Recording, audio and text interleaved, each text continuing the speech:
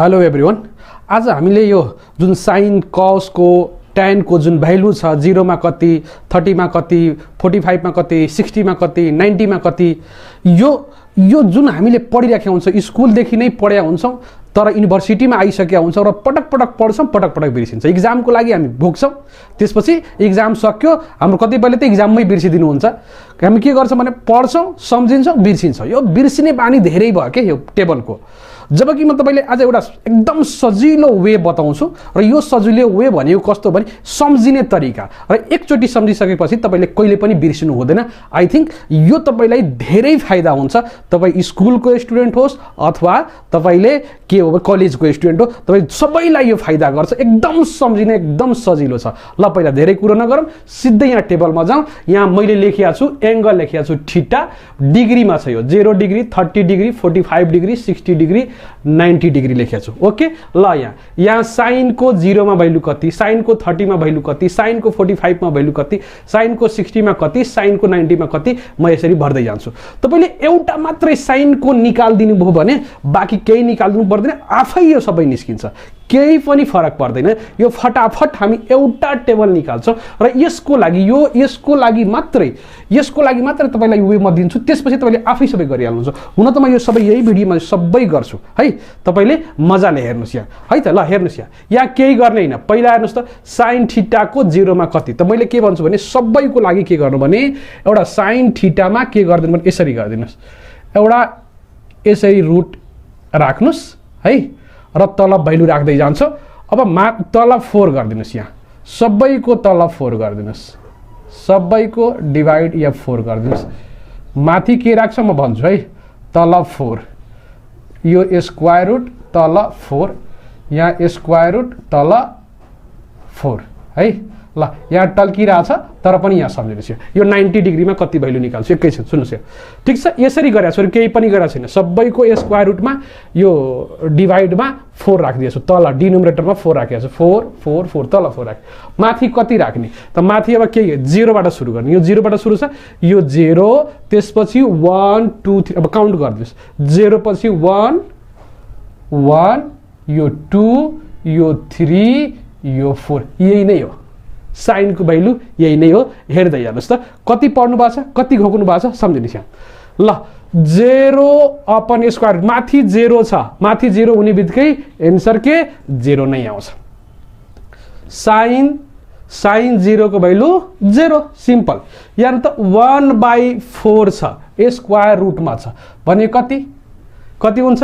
अब माथिको 1 को स्क्वायर रुटमा राख्नुस्, 1 बाहिर निस्क्यो 1 नै भयो। 4 को स्क्वायर रुट बाहिर कति निस्क्यो 2 भने कति 1/2, सिम्पल। यसको कति हेर्नुस् त 2 क्यान्सल, 2 ले यहाँ जान्छ भने 1/2 भयो स्क्वायर रुटमा। यो कति भयो त, सिम्पल हेर्नु त 1/स्क्वायर रुट 2, यो कति रुट 3/2, सिम्पल। हेर्नुस् यो मिल्यो सबै भ्यालु। यहाँ हेर्नु त यो कति 4 1 90, साइन 90 को भ्यालु 1, सिम्पल कुरो। यही पढ्नु भएको छैन र, यही पढ्या हो नि, यही पढ्या हो नि हैन। के छ र, केही छ अप्ठ्यारो, केही छ, केही नै छैन। सिम्पल मैले के गरेँ सम्झिनेलाई, तपाईलाई सम्झिनु भयो। सिधै के लेख्ने 0/4 स्क्वायर रुटमा, 1/4 स्क्वायर रुटमा, 2/4 स्क्वायर रुटमा, 3/4 स्क्वायर रुटमा, 4/4, सिम्पल। सिम्प्लिफाई गरिदिनुस्, यति आज। कहिले पनि बिर्सिनुहुन्छ अब, आई थिंक बिर्सिनु हुन्न, सबभन्दा सिम्पल वेमा है। अब यही भ्यालु पढ्नु भएको छ, गोकुल बस। अब हेर्नुस् यो cos थीटा को भ्यालु के गर्ने, ठ्याक्क उल्टो गरिदिने। sin थीटा को 90 मा कति भ्यालु छ, 90 मा 1 छ नि, 90 मा कति 1 छ, त्यसैलाई यहाँ गर्दिनुस्। यहाँबाट 1 सुरु गर्दिनुस्, त्यसपछि यो लेखिदिनुस् रुट 3/2, त्यसपछि 1/2, यो कति स्क्वायर रुट 2 भयो, 1/2 अनि 0। ठ्याक्क जुन 90 को यहाँबाट अब यसरी रिभर्स गरेर यहाँबाट cos को लेख्दिनुस्, ठ्याक्क उल्टो। यहाँबाट सुरु भएको थियो अनि यहाँ cos मा तपाईको यहाँबाट सुरु भयो, ठ्याक्क उल्टो भयो, सिम्पल।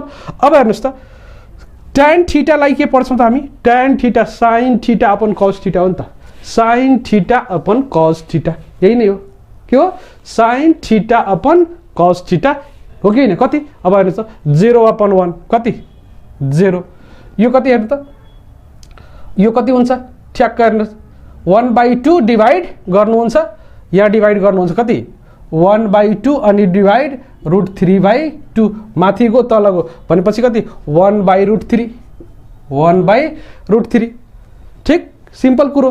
त्यसै गरी यसको भ्यालु कति यो 1 क्यान्सल भयो यो 1 है मैले यहाँ लेखेको छैन यो फटाफट हेर्नुहोस् त फटाफट टेबल गरिदिने केही छैन यो 1 भयो यो कति भनेपछि √3 यो कति 1/0 1/0 इन्फिनिटी हुन्छ यो कति 1/0 इन्फिनिटी अथवा नट डिफाइन्ड पनि लेख्या हुन्छ नट डिफाइन्ड पनि लेख्या हुन्छ कतिपय बुकमा नट डिफाइन्ड अथवा तपाईले इन्फिनिटी लेख्दा हुन्छ ठीक छ ल। अब त्यसै गरी यसको cot थीटा को भ्यालु हेर्नुस् cot थीटा को 1/tan थीटा tan थीटा को भ्यालु आइसक्यो 1/0 भनेको इन्फिनिटी अथवा यसैलाई हामी नट डिफाइन्ड पनि लेख्छौं नट डिफाइन्ड पनि लेख्छौं ठीक। त्यसै गरी अब 1/√3 ठ्याक्क उल्टो गरिदिनुस् न इन्भर्स गरिदिनुस् यो ठ्याक्क तलको माथि माथिको तल √3/1 लेखे पनि भो नलेखे पनि यो 1 यो कति 1/√3 अनि यो कति यो 0 ठीक। त्यसै गरी यसको अब cos को उल्टो गरिदिनुस् 1/1 यो 2 ठीक यसको उल्टो गरिदिनुस् यो 1/0 गर्नुभयो यो कति इन्फिनिटी अथवा नट डिफाइन्ड भन्छौं नट डिफाइन्ड केही छ केही पनि छैन। यस अब साइन को निकालिसक्नु भएको छ ठ्याक्क उल्टो गरिदिनुस् साइन कति 1/0 इन्फिनिटी नट डिफाइन्ड लेख्छ नट डिफाइन्ड।